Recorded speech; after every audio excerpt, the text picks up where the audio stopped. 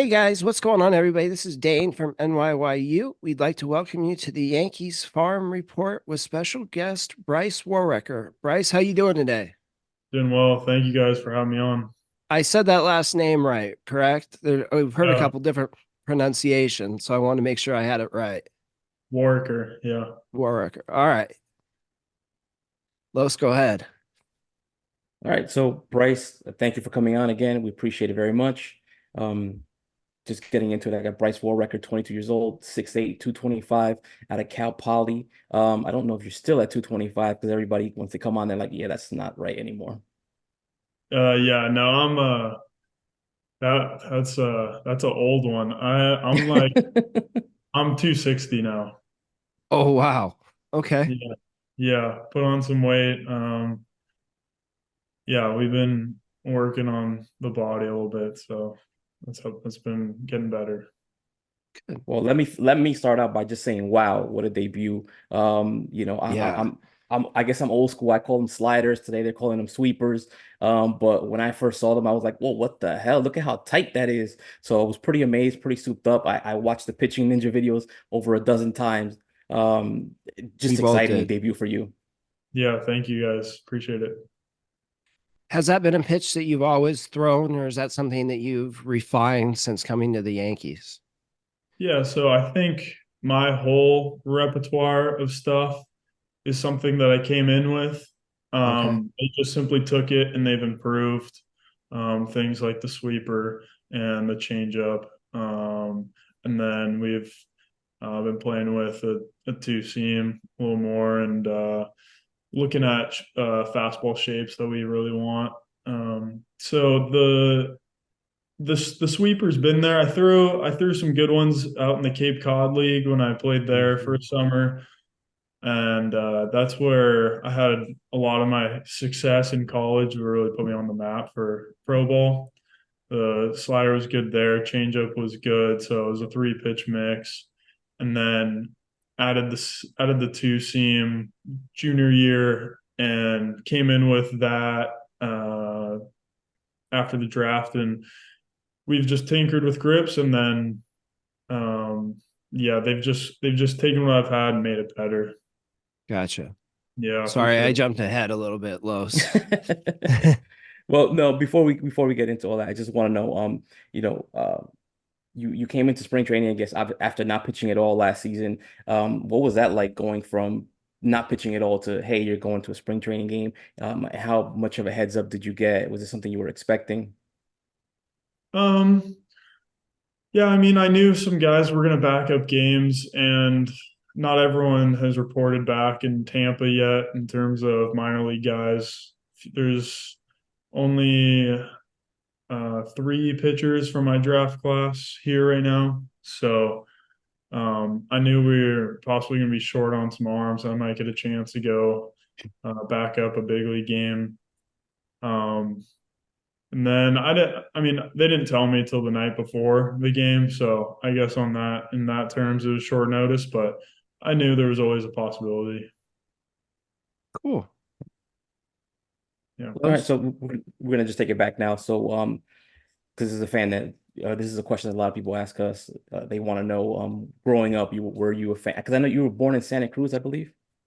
Born in Santa Cruz, I was raised in Santa Barbara, California, though. I moved there when I was one, so I don't remember Santa Cruz at all. So growing up, you were a fan of what team? Was there any team that you particularly liked? In California, the family is always the Dodgers, but that's a thing of the past now. You know, Uh, they, they So, draft they drafted a quarterback ahead of me, so I got it. yeah. so growing up, did you play Little League? And when you did, were you a pitcher? Were you always a pitcher? Did you want to be a pitcher? Yeah, I always loved pitching. I think part of me is a little bit of a perfectionist, and that's a thing that's always drawn into me is seeing the glove and popping the glove. Um, that part of pitching has always been there for me. And then um, I played a lot of basketball when I was younger, so just love competing, and baseball's just the thing that I've gone on with. I played Little League. Yeah, I played when I started playing baseball when I was 6 years old. So I've done it forever. And then my family's a big baseball family. My grandpa coached high school baseball at Santa Barbara High School for 45 years. Oh, wow. Yeah. So the Santa Barbara High School field is called Eddie Matthews Field, and Mm. then Warrecker Diamond is my from my grandpa. So those two names were on the behind home plate. So it's definitely a baseball family with him starting that off. And I had two uncles that played professional baseball. They never made it to the major leagues, but they played professionally. My dad played football and baseball. He went to Oh, San wow. Francisco State. So he was a pitcher and a quarterback. So it's um it's an athletic family, tall Yeah, family, sounds like it. a lot of baseball. So all the Thanksgiving, Christmas get-togethers are talking about, oh, did you see this baseball thing and this and that? So yeah, it's been in my family, and I was really the first one to get into basketball a lot. I played more basketball than baseball, honestly, for since fifth grade through high school. I was committed to Cal Poly, San Luis Obispo on a basketball scholarship, and then I was Uh-huh. going to play baseball as well, and I was going to be a free guy for the baseball team. Um, and that was after my sophomore year of high school. Okay. And then later on So that year, the basketball coach got fired. And sorry, I know I'm No, don't talking. worry about it. no, We no, go ahead, go what we ahead. want to hear, Yeah, please. yeah, yeah. So the basketball coach got fired, and new coach came in, and he basically said I had to choose one sport or the other. And I didn't want to give up on baseball like that. Yeah. So I wasn't good at that time either with baseball, but at that time, I was throwing 78 to 80 junior year in high school, just spending all my time playing basketball. And Coach Lee, head coach for Cal Poly, liked my swing more than pitching at the time. So I So hit left-handed, so there's another big left-handed. okay. Oh, Um, I can anyways, re I there's could a relate. part of that. I could relate to you growing up. My cousin or my uncle played in the NFL and my dad got drafted in the NBA. So I had the same kind of thing going on. My family's huge. My dad's 6'7", my uncle's 6'8". So I can relate to what you're talking about growing up. Yeah, yeah. It's a lot Yeah. of sports. Lots of sports. Yeah, So you but were So always one of the tallest kids yeah, I was always throughout the tall. league. I've always been tall. Couple remember a couple heights playing 12U All Stars. I was 5'11" that summer playing wow. baseball. And then in junior high, I grew 7 inches, and I was 6'6" by the end of eighth Oh, grade. oh So wow. going into freshman year, I was tall already in high school, and grew a couple more inches. I'm about 6'8" and a half. So Um, you're almost 6'9", 6'10" with shoes on. that's fair. Yeah, Power forward. Wow. He's a power forward. Yeah, no kidding. yeah, So the recruiting process at high school, I mean, going into college, how was that like? Did you have a specific yeah, preference? yeah. I mean, for me, sorry about that. I No mean, for worries. me, um, like I was touching on before, just a lot of basketball, and baseball kind of came second. My uncle, Teddy Warrecker, was an assistant coach at Cal Poly, where I went to school for 11 years. He got the job when I was 9 years old. So Oh wow. that was my dream school. I wanted to go play for my uncle Teddy. And so, I wasn't ever on any big club baseball team, I was playing club basketball. Seriously, it was Yeah. playing baseball during baseball season, and then during the summer, it was back to basketball court.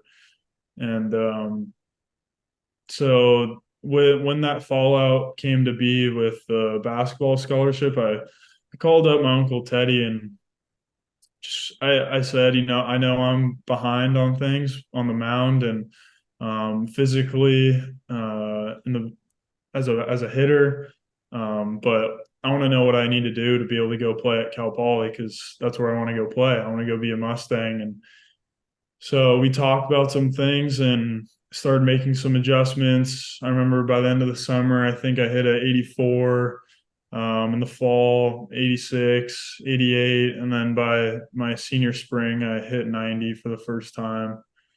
Um, and I was committed to Cal Poly in that fall of my senior year, still as a two-way. Right.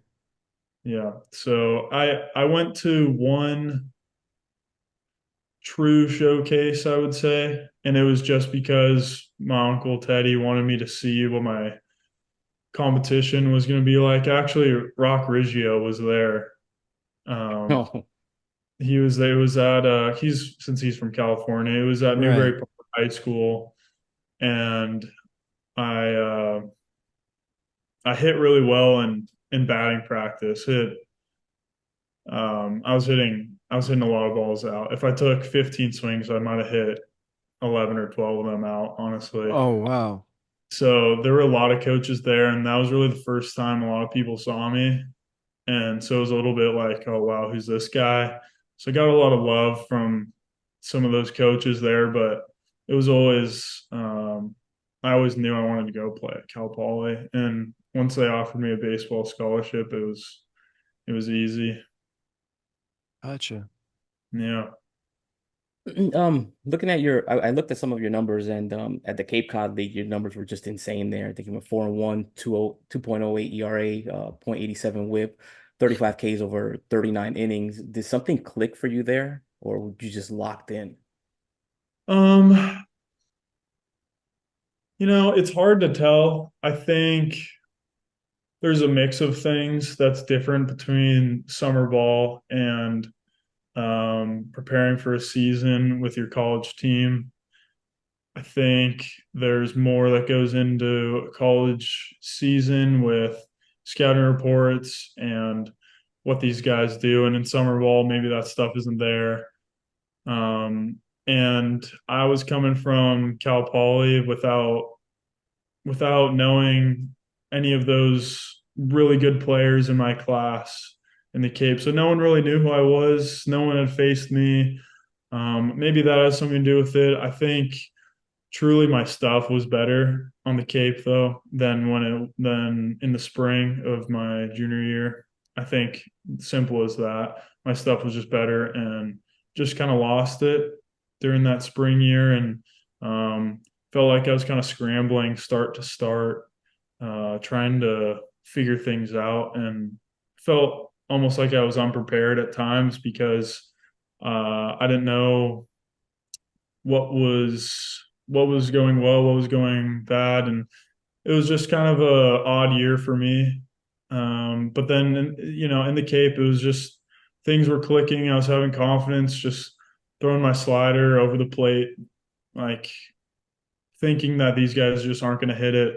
And then the changeup was big for me to develop at that time in my career because it turned me into a two pitch reliever to a three pitch starter.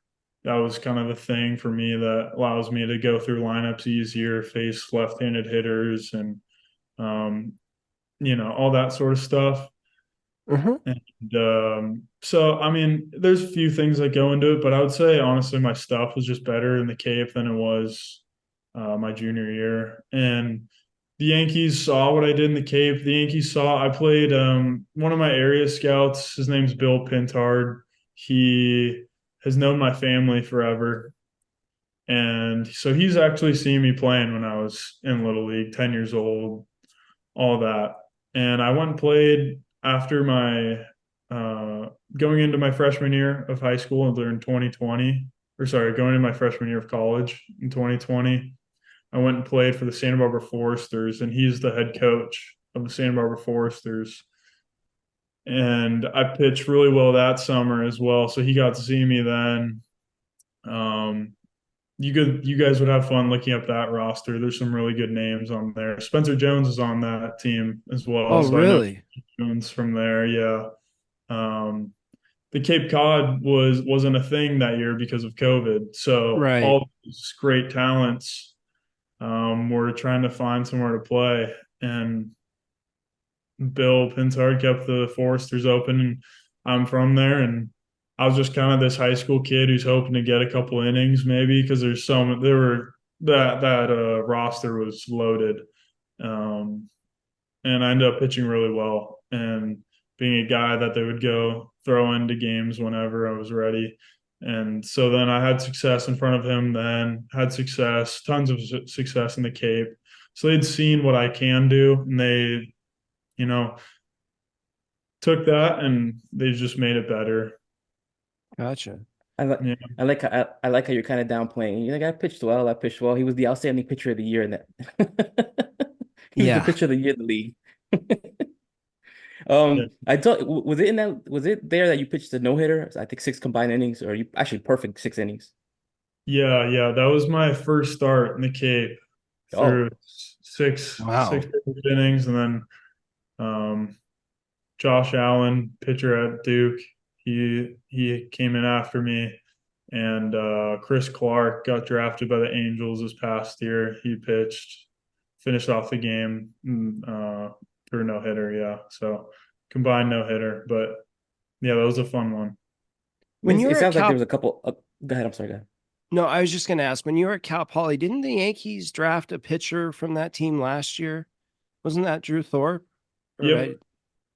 so you played with Drew. Yeah, I played with Drew for 2 years. Wow. Okay. Go ahead, Hmm. Carlos. Well, I was just gonna say, um, yeah, I lost my train of thought there. Sorry. No, So you did play with Drew. Did he look like he looked at Somerset or Hudson Valley last year? I mean, he led the nation in strikeouts his junior year for a regular season, so So it's he's just more yeah. of the same. he single-handedly won us many games. Some teams started throwing their Friday guys on Saturday because they were just forfeiting Friday nearly. That's funny. I think that happened twice at the end of the year. Oh, That's funny. wow. Yeah. Also, I got it now. So going back to the Cape, the COD thing. I mean, it seems like it was a couple factors, right? It was the unknowns of yourself and the batters. They didn't really know you, but it also sounds like there was a lot of confidence that went into that as well. Especially if you Yeah. started out by throwing six perfect innings. Yeah, I think my mental game has a part of that whole deal, and going out there with what I would say an I don't know mindset. I don't know what to expect. So the expectations aren't there. I'm coming in with a career 5 ERA in college, not really sure if I even belong out here with these guys, and Mhm. really just going in to soak up as much information from this pure talent and all the coaches, and go have a fun time playing summer ball and do my best to get better. And obviously, I'm always going to compete on the mound. That's never an issue. I mean, But that I was was gonna say my the part of not knowing is also, it works both ways, right? Because now you don't have to worry about what this guy's doing, what that guy's doing. You just have to focus on your stuff, doing yeah, your job. yeah. Yeah, I really didn't know what to expect going out to the Cape. I'd never even been to the East Coast, so there was more than just baseball. It was mom and dad drop me off at LAX. We'll see you at the end of the summer. And, like, and fly over to Boston, got to catch a bus into however far it goes east, because Orleans is even farther east than the bus takes you. So then one of the Orleans Firebird staff members had to come pick me up at the bus stop and keep driving me out to Orleans. So there's more that goes into it than just the I don't know mindset about baseball. Is I don't even know who I'm going to be with, what this place looks like. I don't know what the weather's like on the East Coast. So it was a lot. It was all new to me, and I think it was good for my mental knowing that it's okay to not have success here because these are some of the best players in the nation, and I'm not going to beat myself up about it. And I just I had success early on and kept it going throughout the summer. Helped you build And your confidence. Hmm. you know, I think for me, I felt confident after there was I think my second appearance in the Cape. I threw one inning, and I think it was just a 1-2-3 inning, and it was a kind of like, all right, I'm here and I know I'm good. Um, It was validation. Like I belong here. yeah, Yeah. it was just a small sneak peek into what was to come, I think, the rest of the summer. And then so I think I had three relief appearances before I was made my first start. And then obviously when I made the start and threw six perfect innings, I was kind of like, wow, this is really fun, and I just believe in my stuff.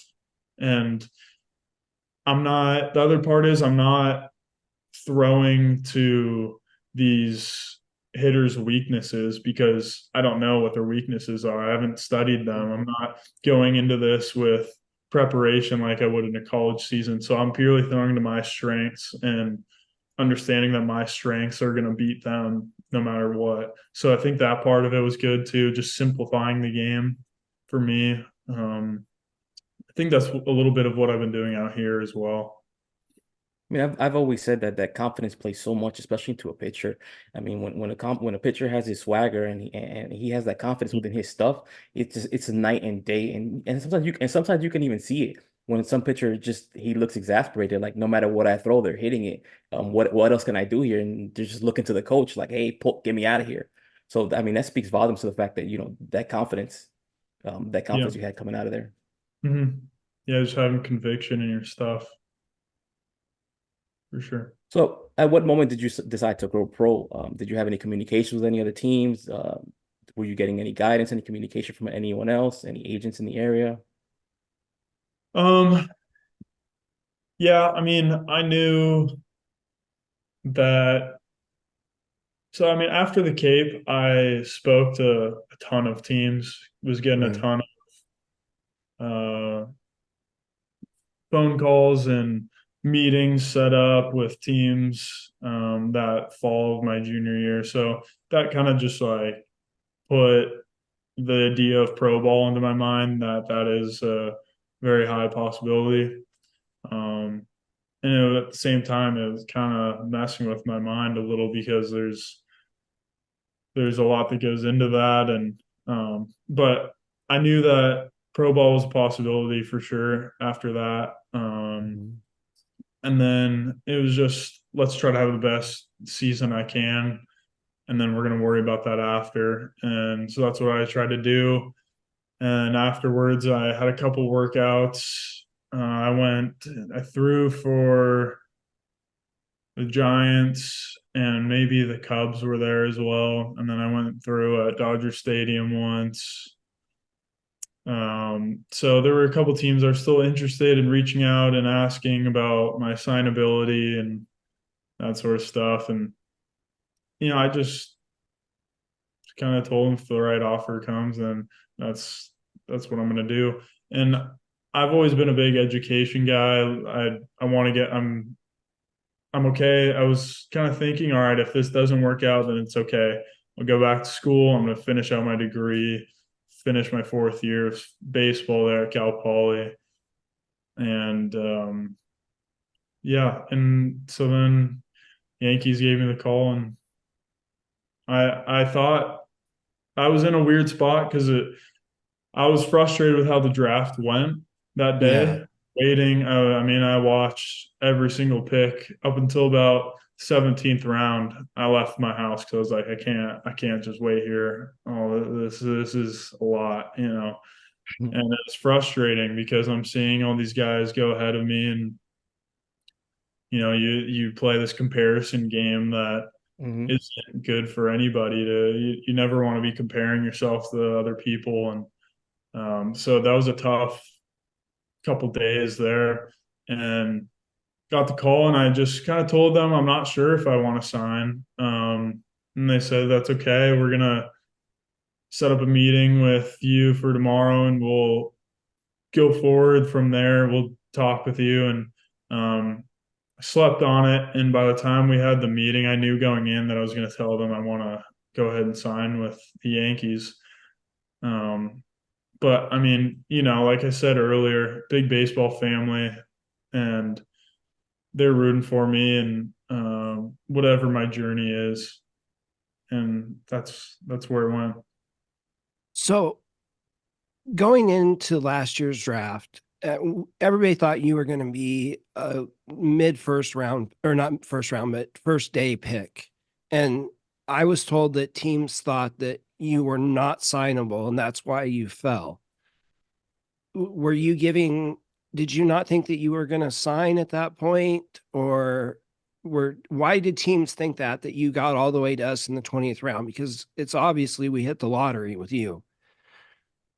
Um, I don't know. I really Okay. don't know. Yeah, I never told a team that I won't sign for whatever. I never told anyone actually that I'm not signable. I I've always, everyone knows what you guys know that baseball. I've had relatives play professional baseball. That's my Right. goal. That's what I want to do. And so, if you want to come give me an opportunity, then I'm willing to take that opportunity and run with it. And I don't know. I just fell to third to last pick of the draft, and I'm happy to be with the Yankees now, though, for sure. Right on. Yeah. So moving into right after the draft, they didn't have anybody pitch in live games. Did you go down to Tampa after that? Yeah. So after the draft, I went to Tampa immediately, and there I just worked out, and we set up some weight goals where I want to be at. Um, and I shut down from throwing for a few weeks because I had my junior season. So I played a full season there and Right. shut down from throwing and rebuilt back up, and went from there when I was in Tampa. We've heard stories about putting people in motion capture suits and working with pitch shapes and all the high speed cameras and the stuff like that. When did that process start for you? Yeah. So once I was built up to throw a mound or to throw a bullpen at 100%, then they got me in to throw a mocap. I believe it was during instructs after the season was over. Might have been in October. Gotcha. Yeah. So what did they decide to have you work on? Uh, the Yankees do a great job improving pitches and shapes and stuff like that. What was it that they wanted you to improve? We looked at it, and they decided that you know they they know that I can pitch. I can move the ball in, Right. out, up, down. I'm going to throw strikes with multiple pitches. My shapes had improved just from taking a little time off and them looking at some stuff and messing with some grip changes. It improved immediately. So my stuff was there. It's always been velocity for me. So that's the number one goal. And so then this off season they put me on a velocity program where I was throwing some weighted balls every now, whatever their program is, that's what I Right. was. Um, So that was my goal, just pure velocity, and that's what it still is. It's gotten better, but it's gonna be there. That's always gonna Okay. be my thing. Did they do any tweaks to your mechanics? Yeah, we're trying to tweak mechanics right now still. Um, and I think they've gotten a lot better from last spring already, but there's still good ways to go with that. And I think that's gonna be big for me with the velocity department moving forward. Just moving down the mound easier. Right. Gives you the ability to stay healthy as well. You're using So the body well.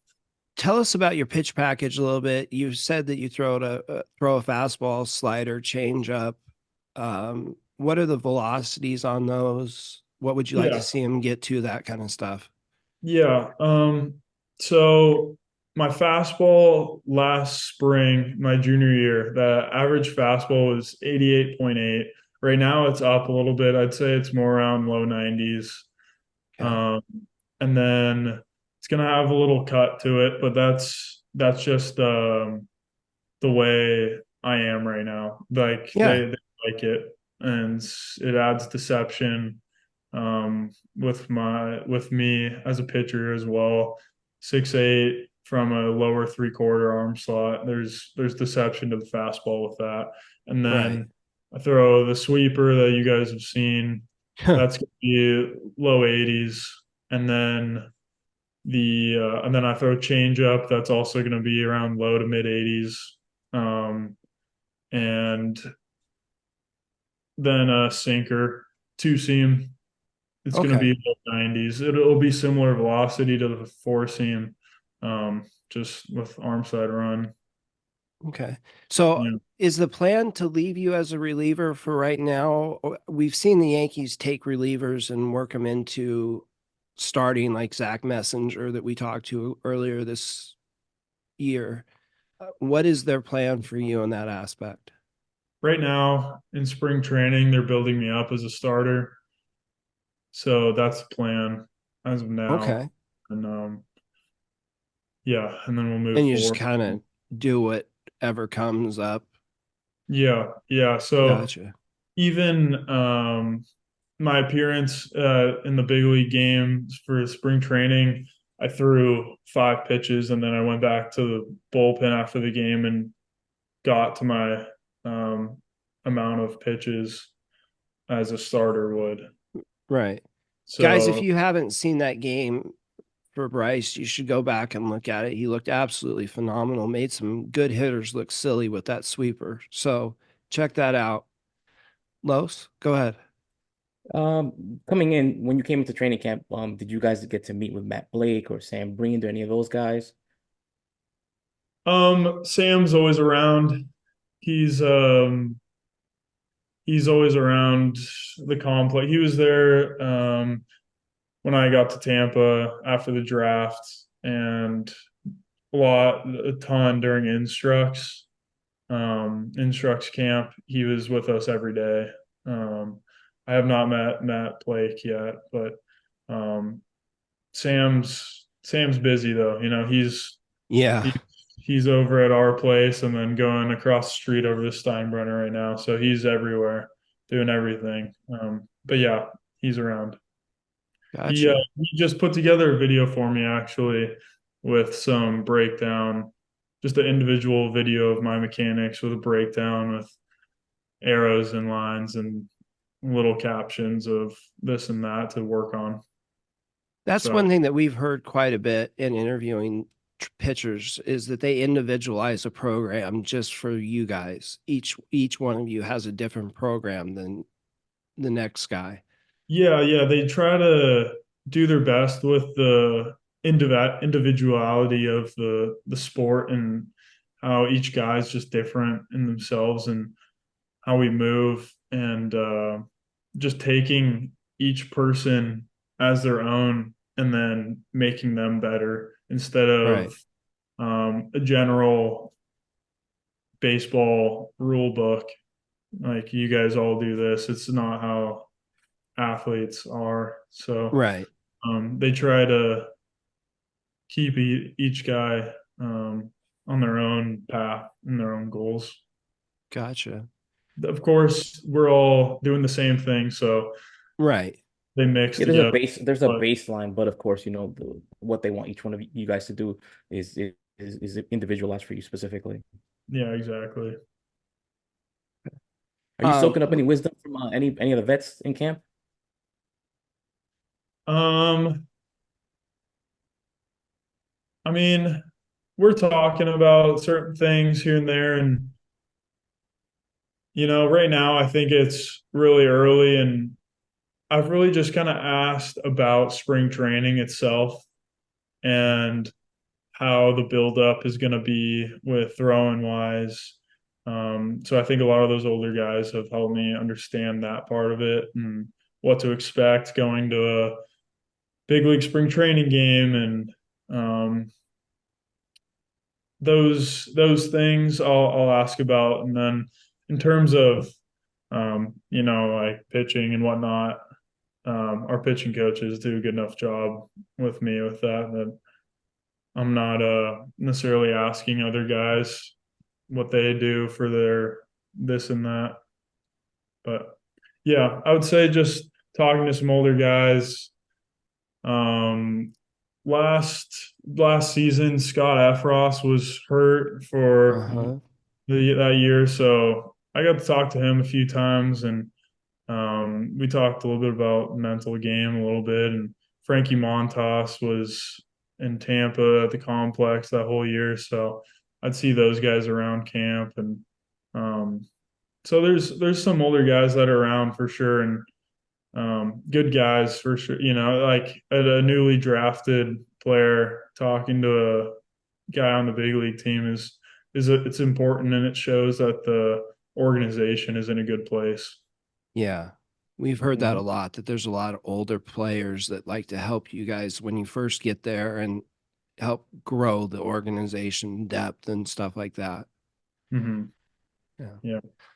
Yeah. So going back when you were coming up through high school and college, did you have a favorite pitcher that you tried to emulate, something that you tried to do on the mound like somebody else or anything like that? Um, honestly, not really.